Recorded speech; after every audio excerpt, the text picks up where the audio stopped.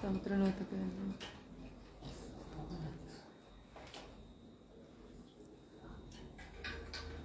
Dobro, odlično.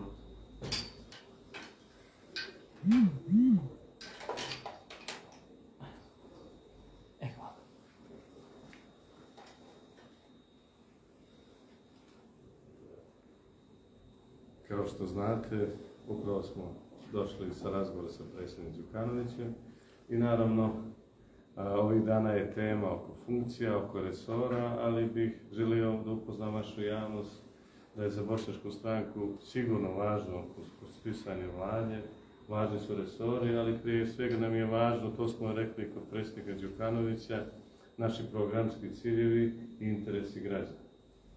Znači, prije svega će nam biti interes programski ciljevi, ali i uvažavanje bošnjačke stranke i bošnjačkog naroda u Crnoj Gori.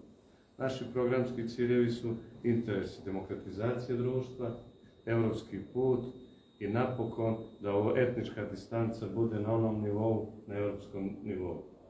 To smo upoznali predsjednika i one partije koje budu uvažavale minimum ovoga koje mi tražimo, naravno da ćemo sa njima konstituisati novu vladu i pokušati da u ovom vremenu kada su galopirajuće cijene životnih namirnica, u ovom vremenu kada imamo i zdravstvenu krizu, damo svi doprinos, izdignemo se iznad partikularnih interesa i kažemo građanima da je to taj broj koji može doprinijeti bržem europskom putu, naravno napokon da otvorimo institucije države i samim tim zavrijedimo pažnju da nastavimo onaj put koji je zaustavila ova vlada i da budemo što brže na putu evropske integracije i prva narodna članica Evropske unije.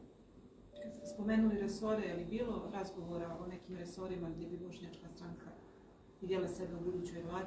Kao što sam je rekao, sa predsjednikom Đukanovićem smo pričali o mogućnosti doći do toga zajedničkog konsenzusa oko 3-4 glavna principa. To su princip evropskih vrijednosti, demokratizacije društva i, kažem, evropski put Crne Gore.